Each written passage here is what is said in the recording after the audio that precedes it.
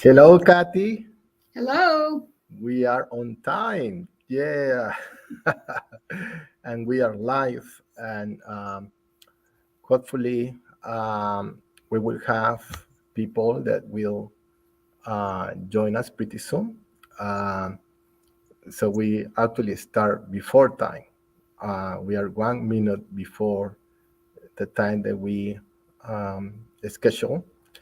We have not done any advertise. We just want um, the Holy Spirit, the divine, to basically call the people or the souls that need this video, right? So that's how it's gonna be. All right. So it's 7:30 now. So I think we can start about having a discussion about forgiveness. And this is a very interesting topic. I think everybody has experienced some level of guilt in their life, whether you cause the guilt or you cause punishment to other human being intentionally or non-intentionally, or you receive the punishment, right? Um, or somebody that hurt you and you uh, are dealing in the opposite way to forgive the person that hurt you, right? So, with that being said, let's go to the basic. Um, in your opinion, I would like you to tell me, what do you think forgiveness is for you? Forgiveness for me, it excuse me, it is releasing the anger at somebody who wronged me or I perceive that they wronged me. And of course, there is always forgiving myself, isn't there? Okay. So let's repeat what you just said one more time. Anger, forgiveness is releasing anger directed at somebody who wronged me or I perceived that they wronged me. Okay. So let me ask you this question. When you forgive somebody, what are you exactly doing? When I am forgiving somebody, it's not only they that I am forgiving, it is me that I am forgiving as well.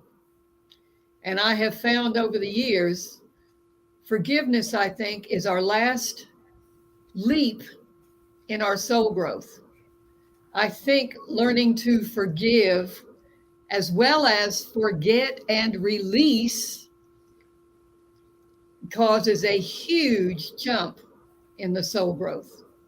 And I'm always reminded of Jesus on the cross. I mean, Jesus was killed for no reason, for preaching love.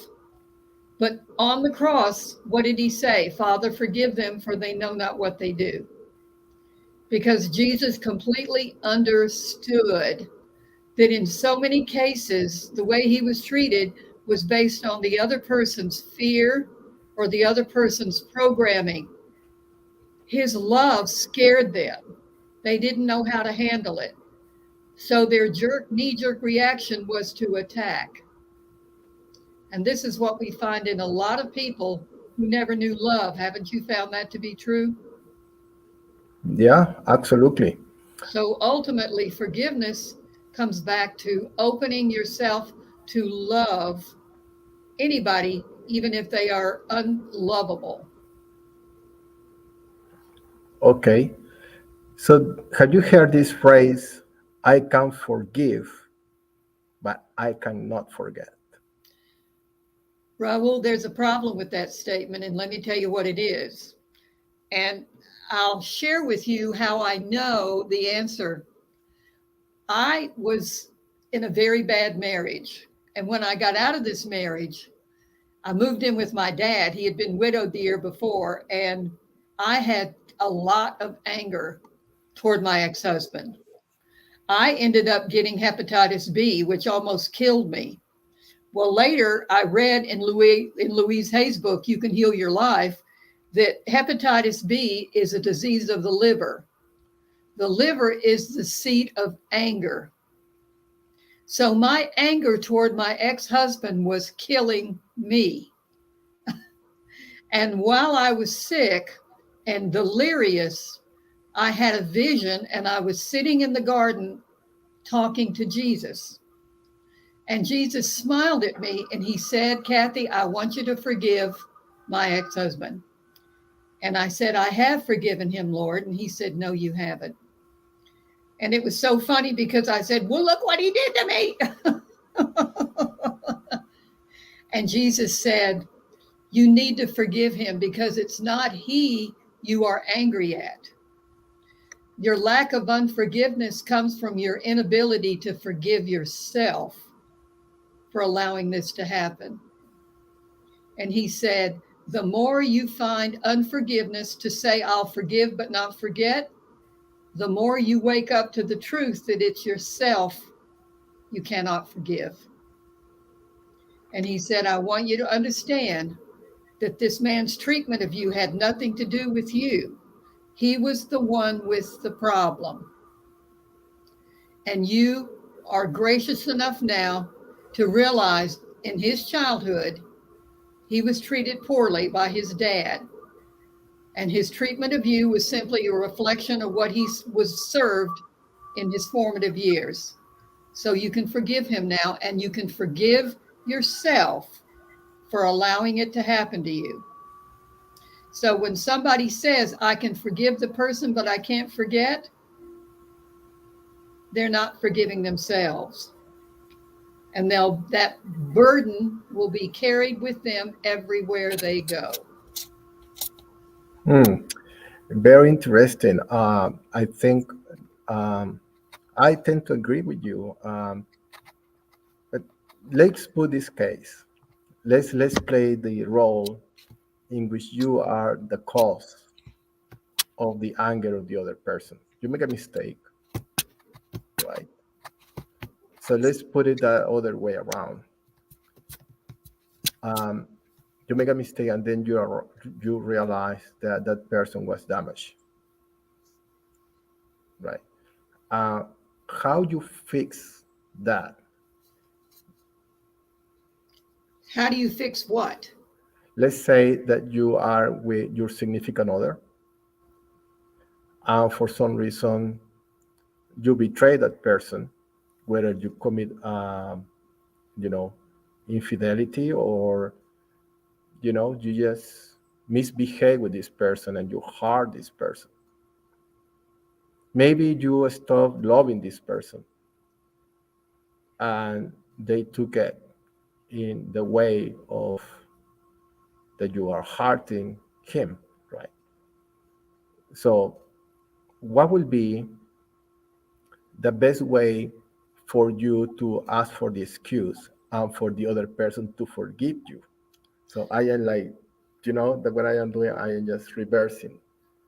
So if I wronged somebody and I was willing to face the truth of my actions, that it hurt another person, I would ask that person to forgive me. I would also have to forgive myself.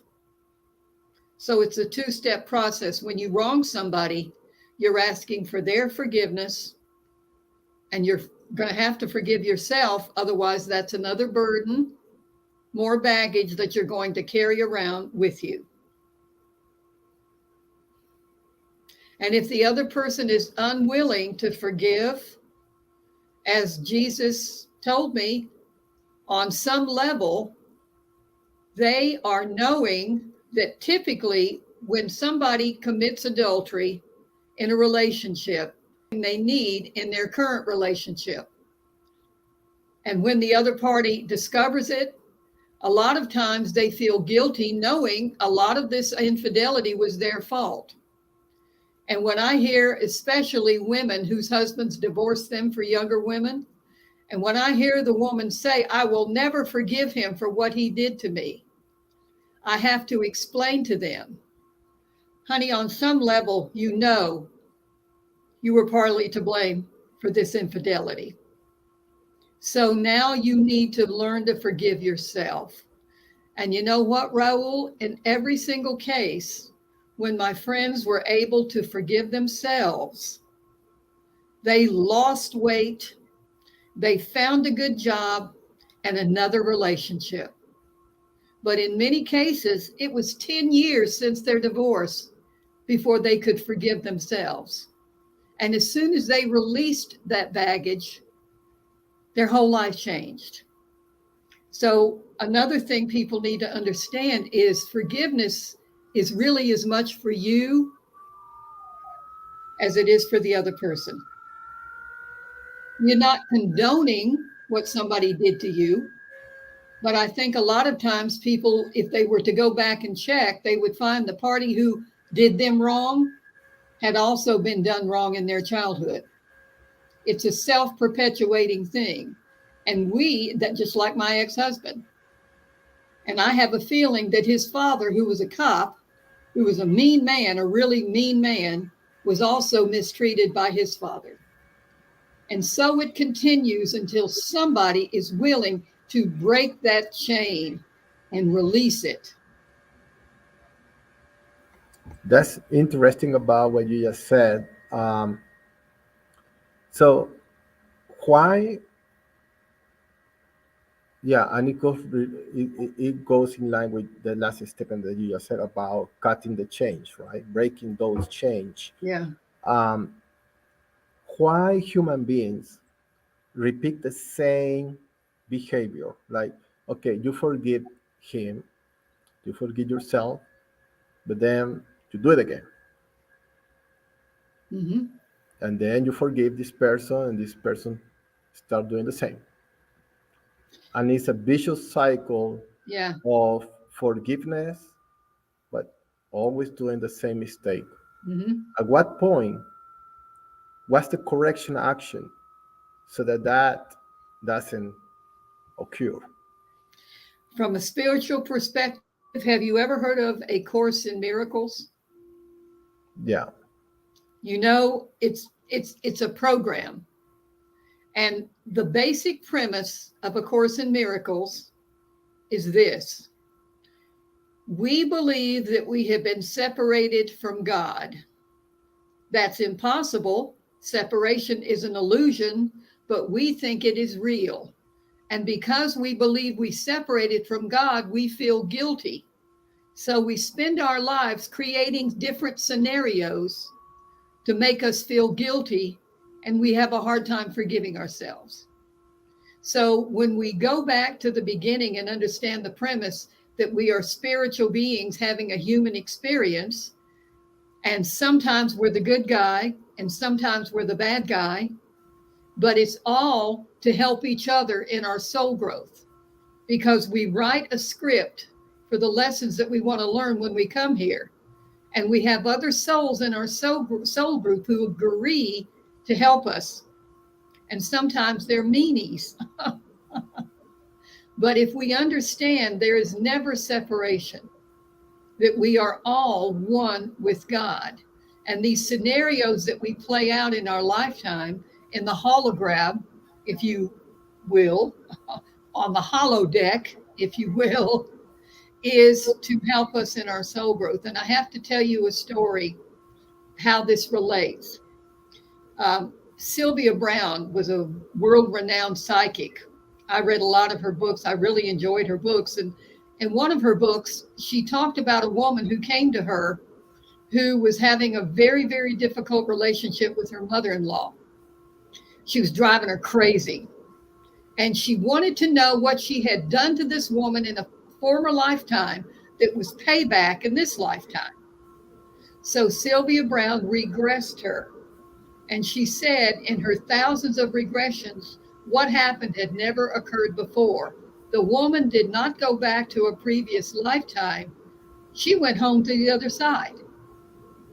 And she saw herself sitting there with her spirit guides, writing the script for her next lifetime and the lessons that she wanted to learn.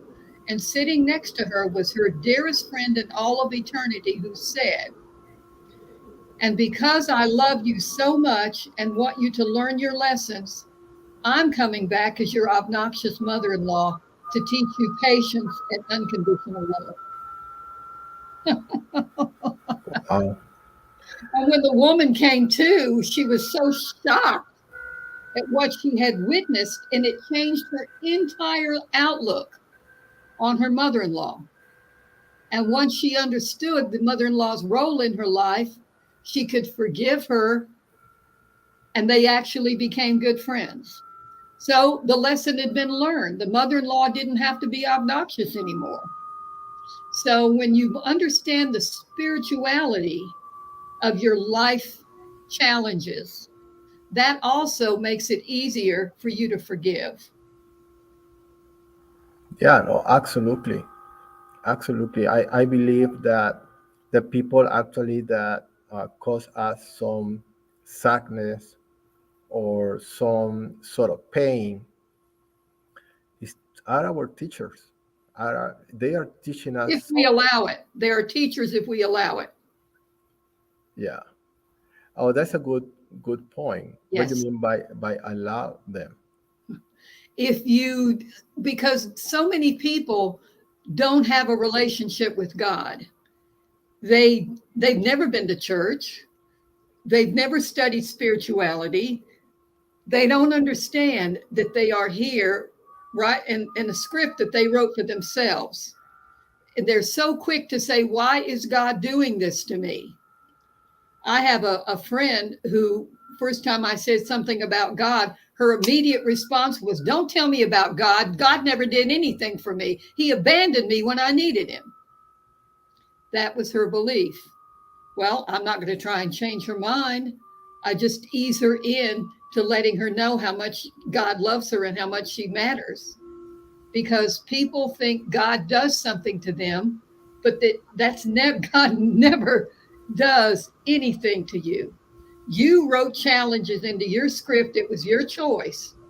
And as long as you acknowledge that and acknowledge that the people around you who are doing crappy things toward you are part of your soul growth, you can say, oh, okay, thank you for that. I can now release you. It's like a friend of mine who just turned 70, and she revealed to me that she never had a good relationship with her sister. And her sister's constantly putting her down her whole life. Well, the more I probed, the more she admitted she was a hippie. And while she was a hippie, she did wild and crazy things before she settled down. So every time now she's a very successful businesswoman. But every time she's with her sister just has to get that dig in. Well, don't you remember when you went off with those hippies? And I said, let me explain something to you. Your sister is part of your soul group. You tend to come back together in a group. So your sister is here to help you in your growth. And she is only telling you what you believe of yourself. She is reflecting back to you the way you feel about yourself. You still see yourself as that hippie. Oh, no, I don't. Yes, you do. You talk about it all the time. Every time you bring it up when you were a hippie, boy, you wish you hadn't done that. So you need to forgive yourself and say, it was an experience. You gained a lot from it, but look how far you've come. Look how successful you are now. So now you can thank your sister and you can bless her for helping you in your soul growth and release her from this responsibility. So we went through a ceremony, and that's what she did. And I said, next time we talk, I want you to tell me how your relationship is. Well, a month later, we got together for lunch, and she said, oh, by the way, my relationship with my sister has completely changed. Very nice. Yeah, Very nice. I strongly believe about that, that all all what we receive as, you know, I wouldn't say punishment, but, betrayals, maybe misunderstandings, things that we complain, why this happened to me, yeah, what I did wrong, all of that actually are helping us. to, like you said, to grow our soul. Well, Raul, have you ever noticed that every single time I've ever talked to a friend or a relative who had something happen to one of their loved ones, like a friend of mine who went away to college and her brother was killed in an automobile accident while she was away at college. She said, "It was my fault. His death is my fault." What? How is it your fault? You were away at college. I should have never gone to college. If I hadn't gone, he would still be alive. See, that's part of the Course in Miracles.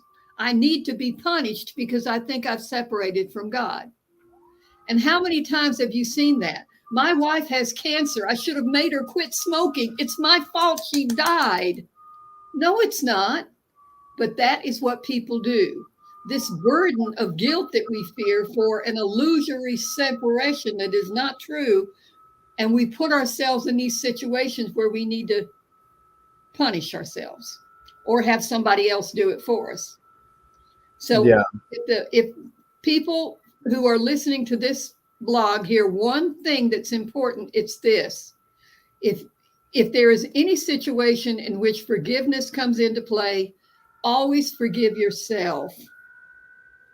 Please forgive yourself because that is the most important lesson that you can learn. Everybody is here to experience some good, some bad. And when it is bad, you can say, okay, I learned from that experience and let it go. Yes. I strongly believe on that, and I would like to add something more to help on this, right? So from the spiritual side, I think we need to forgive ourselves. Obviously, we can issue forgiveness to the person we harm, right? The person, there are going to be two possibilities. The person that received the forgiveness will forgive you or will not forgive you. And then you need to have some level of accountability and say, okay, maybe I deserve not to be forgiven. It's the accountability, right? But that doesn't mean that I am a wrong person. That means that I make a mistake and I need to learn from this mistake. Cut the victimhood, knock it out, put it away. Your And job, forgiveness, and remember, Raul, forgiveness of another person doesn't condone what they did. Forgiving yourself if you did somebody wrong doesn't condone what you did. It's just a way of releasing that baggage, mhm, growing from it. If you choose, or you can fall into victimhood and you don't learn anything. correct. And so I would like to add something more, which is more going to a neuroscience now, right? It's working at the subconscious level, mind. So you forgive, right? But also we need to be aware that sometimes we create a story. The story is a fictitious story. Like if I would have been there, like you just said this example, or if I would have uh, helped her in avoiding of for her of not smoking, because I didn't do that, she has cancer. All right, right there, stop it. You are just creating a story. We don't know if the cancer is produced by smoking.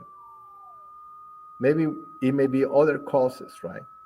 We don't know. And aside of that, it's not your responsibility. It's the person's responsibility. So she will have to deal with that action. But the story you create is a fictitious story in your mind that you are responsible for that act. You didn't have anything to do with that act, right? So that's the when you cut that, plus you add the spirituality on top, then you are working two sides. The subconscious that is telling no, no, no, no, no, no, no, no, no, no. You are guilty. this is the story I am creating for you. You are responsible. So you cut that attachment. You, and then you are fully aware at the upper level of the spirituality that, hey, it's not your fault. It's, we are all here to learn. I mean, she will have to learn from that lesson of not being responsible for her own health. Hmm. And maybe you need to learn of not putting all of this baggage to yourself, because maybe that's affecting also your health. Yeah, and it also affects your relationships. I can name you three people right now who came to me about wanting a loving relationship, and they family and they never could really meet anybody. And they tried everything and nothing ever worked. And in all three cases, I put them through my 4-step program, from powerless to powerful, in 4 simple steps. Because step number one is always going back to the childhood. Everybody has core issues from childhood. And when I find somebody who is unable to find a loving relationship, in almost 100% of the cases, when I take them back to their childhood, it's about unforgiveness. Either they were abused by their father, or their mother treated them poorly. She was better to her sister than she was to me. Daddy always loved you better, or something like that. And when they went back and faced this and forgave it, within the months, within 6 months, every one of them met the love of their life. So forgiveness is also holding people back from love. So releasing that baggage and forgiving doesn't mean you condone what they did. It's the forgiveness that releases the baggage and opens your heart. And now you bring in the love, because this baggage is blocking any love from coming into your life. So that's another reason why people would want to forgive.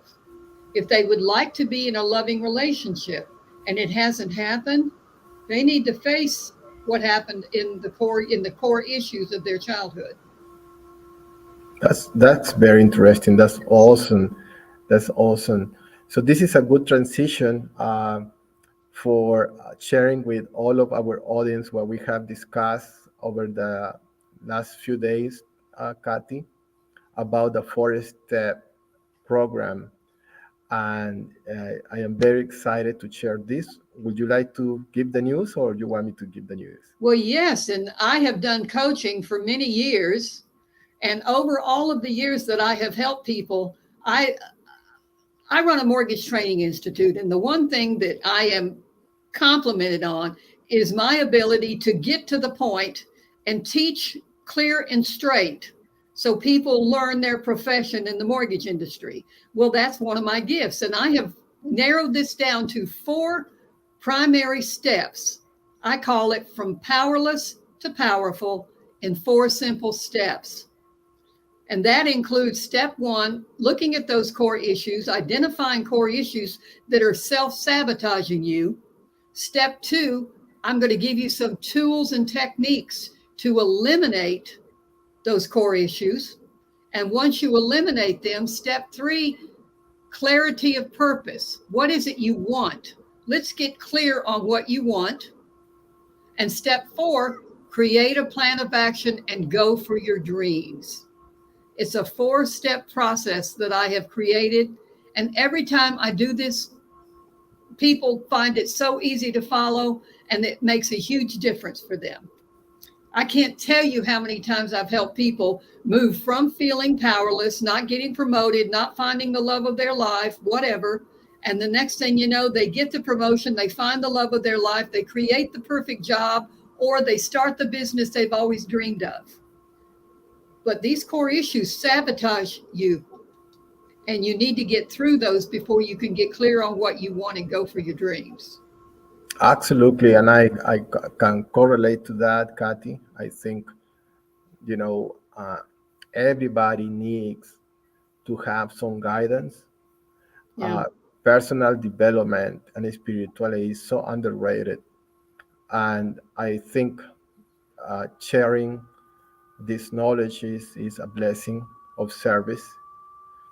So I salute you for offering to have that program here in these streaming sessions. Well, do you know how I came about this? I came to understand that as a child of God, I have a certain birthright. And that birthright includes perfect health, it includes a loving relationship, it includes that perfect career, and it includes abundance. It's called the four corners of God's divine design.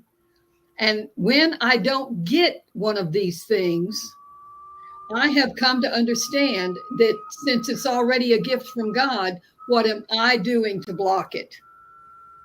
It is there for every soul on this planet. So if you can learn to remove the blocks and get clear on what you want, because God never gives you any desire without giving you the means to achieve that desire, then it's wide open. And you have no idea how powerful you really are. That's so great. That's so great, Kathy. So I just want to communicate to all of the people, the audience that will listen to this video, that we are gonna do a series of the four-step the program that Kathy just shared with us. How many days will that take to cover that program? Well, to be honest with you, Raul, this is what I prefer to do. I prefer to do this in a 4 week program, 1 hour a week. And I'll tell you why. Because each of these 1 hour sessions is packed with so much information that you need to absorb it. If you crammed it all into a 4 hour program, you'd be so overwhelmed. But if you truly want to make changes, because I'm going to tell you, when it comes to core issues, no, no, I don't have any core issues. You have no idea how many times I've heard that. So you need a week to dwell on this and then on to the next step. So doing it 1 day a week for 1 hour for 4 consecutive weeks is how I like to do this. Okay, great. So we are gonna do this, um, and then we will start next Thursday with step number one. We will elaborate and provide some hints. We also will ask some people. We are gonna share maybe our WhatsApp information. This is gonna be shared, online through the media. Whoever is willing to talk to us, they can, So I think that something that certainly we can offer, and we are here to help, share, and yeah, that's pretty much it. We are just sharing, sending love, and we are in the quest of transform humanity to be better human beings and elevate those souls. I think that's our ultimate mission. As you, Kathy, I am in the enterprise business side of the house. I don't pretend to be like a spiritual guru or any sort. I'm just here with a mission like your mission of just sharing information that we get from the source, from our divine Father, celestial Father, God, and the universe, whoever denomination, because this is not uh, like a religion kind of thing. This is more spiritually driven. Obviously, Jesus and the dear Lord is our sort of guideline, but we are not close to embrace other figures that have provided with wisdom, love, and compassion. So, with that being said, Kathy, any final words? I am excited. We are gonna Yeah, do this. me too. And if anybody is listening, do they have any questions? Yep. Yeah. Um, well, there's no questions by now, uh, and I am so excited. I just um, would like this to happen very soon. It's life changing, Raul. It really is. When you come to understand, first of all, how much you're loved, and second of all, what the purpose of your journey is, it was never heartache and pain and suffering. It's challenges, yes, that you wrote, but God never gives you a challenge you cannot overcome. And if you go on that premise, your life is going to be so much easier. Absolutely. The more exciting thing about this is that we are gonna go a little bit deeper while we discuss about the four-step program.